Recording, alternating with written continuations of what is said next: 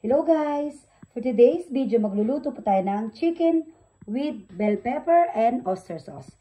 Ang mga ingredients ay 1 kilo ng karne ng manok, bell pepper, sibuyas, bawang, luya, 2 tablespoon ng brown sugar, 2 and 1/2 tablespoon ng soy sauce, 3 and 1/2 tablespoon ng oyster sauce, 2 and 1/2 cups ng water, salt to taste at pepper to taste.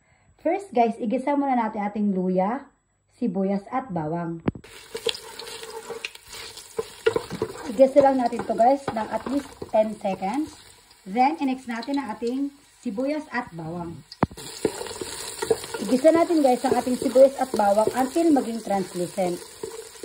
Pag translucent na guys ang ating sibuyas at bawang, i-mix natin igisa ang ating karne ng manok. Ito guys, translucent na siya. Pwede na natin igisa ang ating karne ng manok. Halo-haloin na natin guys until magisa.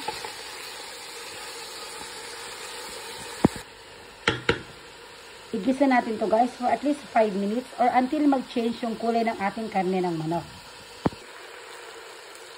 After natin magisa ang ating karne ng manok, pwede na natin ilagay ating soy sauce at ang ating oyster sauce. Halo-haloin lang.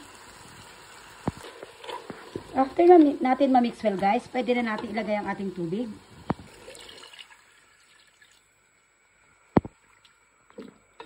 I-mix well lang guys. At lutuin natin ito ng 45 minutes or until maluto ang ating mga manok or ang ating karne ng manok. After 45 minutes ng pagluluto guys, pwede na natin ilagay ating salt to taste, pepper to taste, at yung 2 tablespoon ng brown sugar.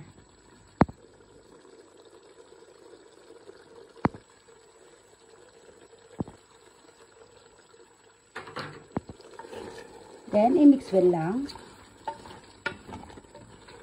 Lutuin for another 2 minutes. After 2 minutes guys, pwede na natin ilagay ating bell pepper.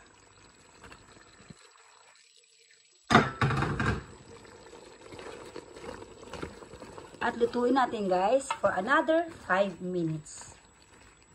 Or until maluto ang ating bell pepper.